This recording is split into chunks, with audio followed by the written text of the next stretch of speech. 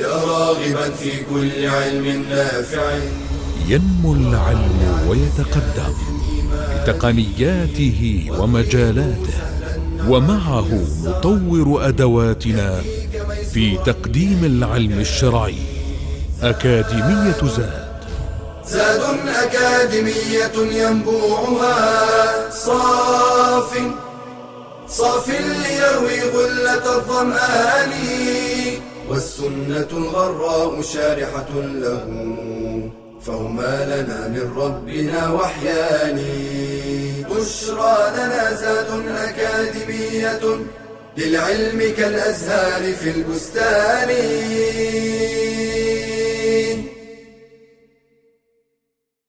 Assalamu alaikum wa rahmatullahi wa barakatuh, and welcome back to the 12th hadith in the second level of the prophetic noble hadith.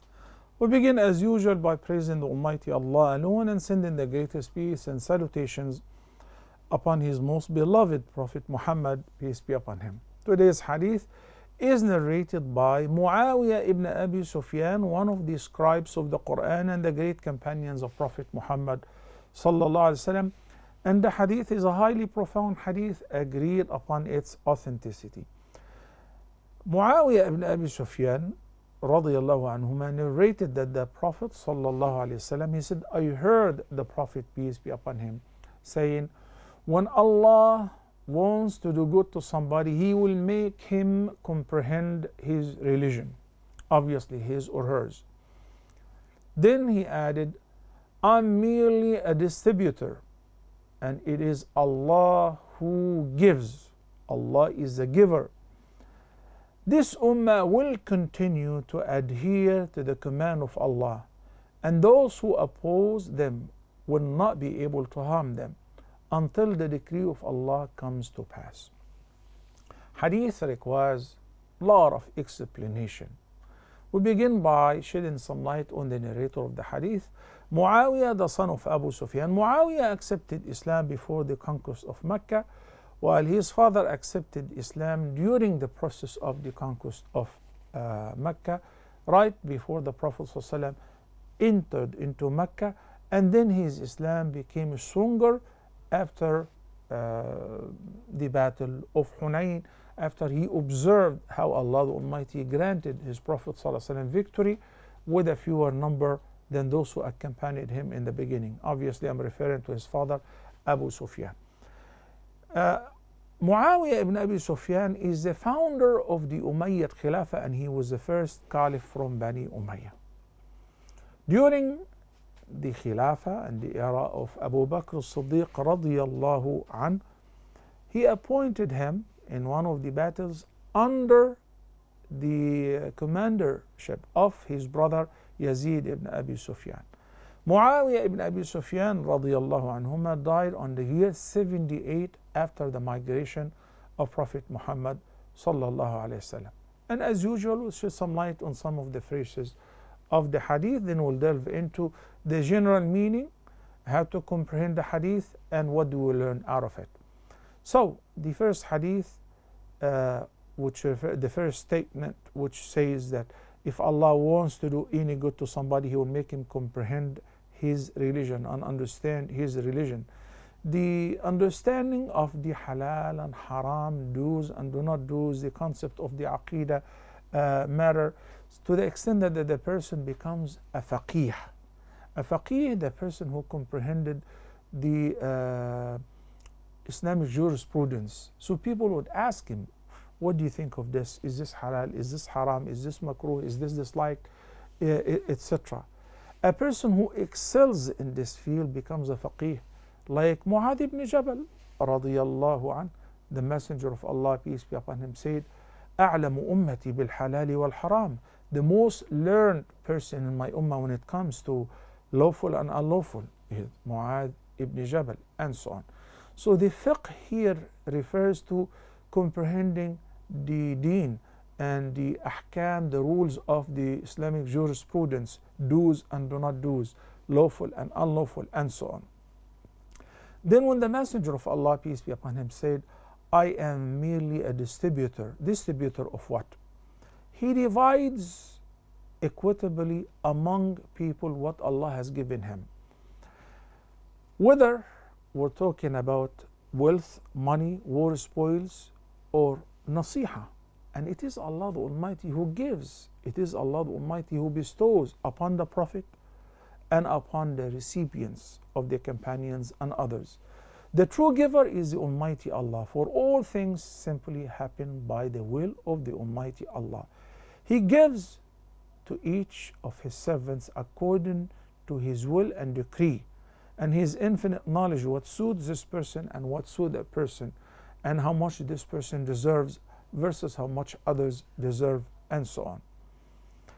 The Ummah will continue to adhere to the command of Allah in observance of the teachings of Allah's religions and implementing its laws and adhering to them until the decree of Allah has come, referring to the day of resurrection, which simply means this Ummah will prevail and will last and will continue, and it will not be eliminated until the day of judgment.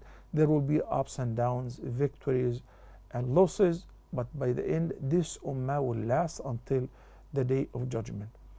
Since the initial hadith, Muawiyah ibn Abi Sufyan radiyallahu anh said about the Prophet sallallahu alaihi wasallam, Abu al-Qasim, it is important to learn whether it's okay to use this kunya. One of the Prophet's sons is Al-Qasim. And Nabi sallallahu alaihi wasallam had 7 children, 3 boys and 4 girls. One of his sons is Al-Qasim. Al-Qasim wa Abdullah and Ibrahim.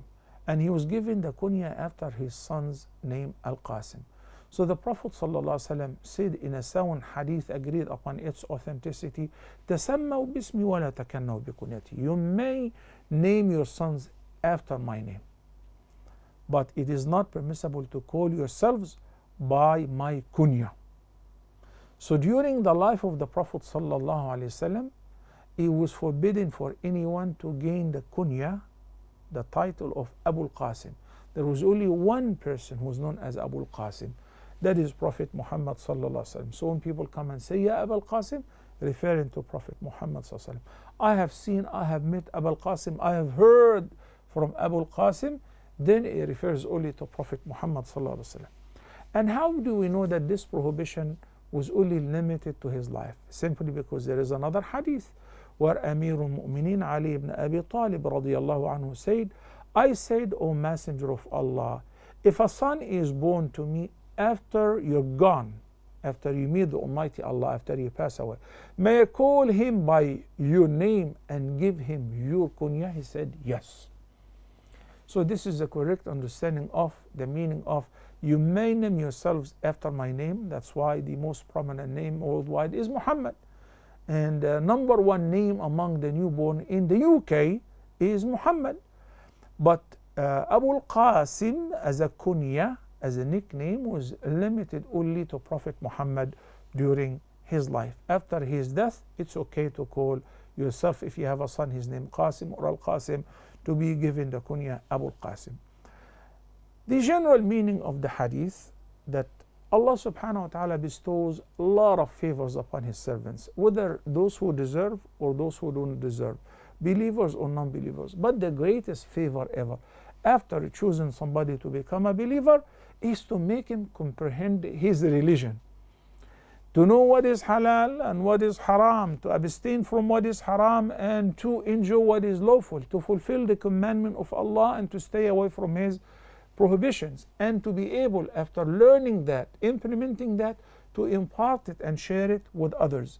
In the sound hadith, the Messenger of Allah, peace be upon him, said, the best of you is the one who learns the Quran, then teaches it to others. And also the Messenger of Allah, peace be upon him, is merely a distributor and a conveyor of the Islamic knowledge. He conveyed it from the Almighty Allah, and it is Allah subhanahu wa ta'ala who grants the memory, the understanding to whomever he wills. I mean, all the companions were sitting in front of the Prophet sallallahu alaihi wasallam, but not all of them received the same level of fahm, أنفقه يفقهه في الدين من يريد الله به خيرا يفقهه في الدين. Only Allah whomever Allah wants to bless and to do good to him, He will make him faqih, will make him comprehend his deen. He will make him understand his deen. What is the meaning of understanding his deen? Knowing the halal and the haram, the meaning of the Quranic verses and the revelations and the statement of Prophet Muhammad sallallahu alaihi wasallam and so on. So the Prophet did share with all his companions the same, but some people were given better understanding, greater memories than others. Abu Hurairah radiallahu anhu accepted Islam only in the last 4 years of the life of Prophet Muhammad sallallahu alaihi wasallam, was the companion who narrated the largest number of ahadith, more than any companion, even more than Abu Bakr and others who accepted Islam with the Prophet from day one. He narrated over 5,000 ahadith. What kind of memory is this? Wallah, Allah granted him such powerful memory because the Prophet ﷺ prayed for him and asked Allah to make him not to forget his statement. A lot of lessons we learn from this hadith, brothers and sisters. Number one, it sheds light on the importance of seeking knowledge and the virtue of devoting one's time to learn, and obviously afterward to impart this knowledge and share it with others, and most importantly to benefit out of the knowledge that you have learned, to practice it yourself. Secondly, the knowledge that we're referring to in this hadith isn't about physics, it's not about chemistry. All of that is praiseworthy and useful and beneficial if you learn it for the sake of Allah, and if you help the community to benefit out of that, to make people's lives easier, no problem. All science is praised, and those who spend time learning and acquiring degrees in various fields of science are admired if they believe in Allah and they benefit out of that, and they try to benefit the community with their knowledge. But the exclusive meaning in this hadith, yufaqihu fi din, is referring to the religious knowledge. So we gotta keep that in mind. Khayrukum, the best of all of you, is the one who learns the Quran, then teaches it to others. It is important also to understand when it comes to the religious knowledge, it's not all the same. Rather, it is divided into, based on the mandate of acquiring this knowledge, into two categories. There is knowledge which is required on communal basis. A communal basis, like learning the inheritance law, how to wash the deceased, the details of enjoining what is good and forbidding what is bad, the principles of jurisprudence, the fiqh maxims. If a limited number of people learn it in order to educate the community and answer their question, is sufficient. But there is a knowledge which is required on individual basis. Knowledge of how to recite the Quran, knowledge of how to pray, how to fast, what to do in case that you forget something in your prayer. Those who are going for Hajj, the knowledge of performing Hajj and Umrah. Those who have wealth, the knowledge of the payment of Zakah. That is mandated on individual basis.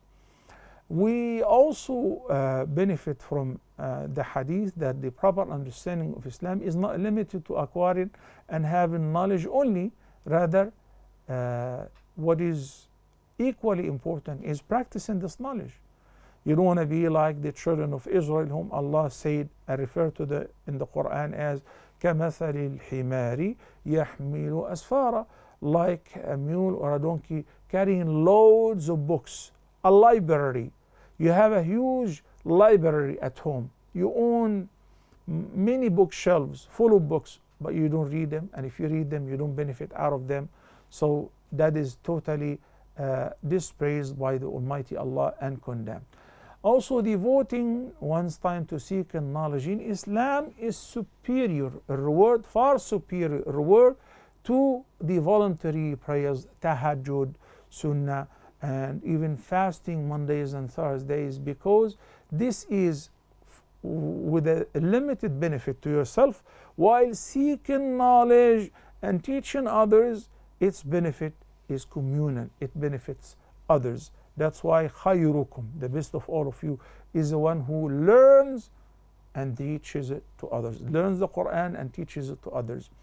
Obviously, we don't say you don't have to offer voluntary prayers or tahajjud or whatever, but we're saying that if there is a conflict of interest, like I need time to study, to learn the ahkam of fiqh, to learn the ahkam of sharia, and time is very limited. So if you skip the night prayer in order to study this is even superior.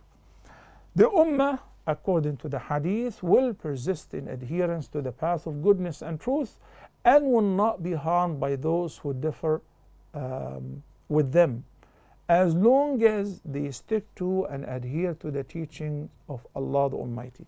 The Ummah will experience many ups and downs, losses and victories. You know, إن يمسسكم قرح فقد مس القوم قرح مثله وتلك الأيام نداولها بين الناس. But what matters is that the Almighty Allah has assured the Prophet, and the Prophet, peace be upon him, have shared with us, this Ummah will not vanish. Despite all the plotting, despite all the confederates gathering against that. But this Ummah will last. Until when? Until the Day of Judgment. Will last in the understanding and the comprehension of the deen, will last in spreading the da'wah and prevailing, will last in being victorious. A group of the Ummah will remain victorious. They will not be harmed by anyone by the leave of Allah subhanahu wa ta'ala until the Day of Judgment. They will continue to spread this deen, and this is one of the greatest forms of observing jihad fi sabilillahi azza wa jal. May Allah the Almighty make us among them. And until next time, I leave you all in the care of Allah. أقول قولي هذا وأستغفر الله لي ولكم والسلام عليكم ورحمة الله وبركاته. يا راغبا في كل علم نافع ينمو العلم ويتقدم بتقنياته ومجالاته، ومعه نطور أدواتنا في تقديم العلم الشرعي.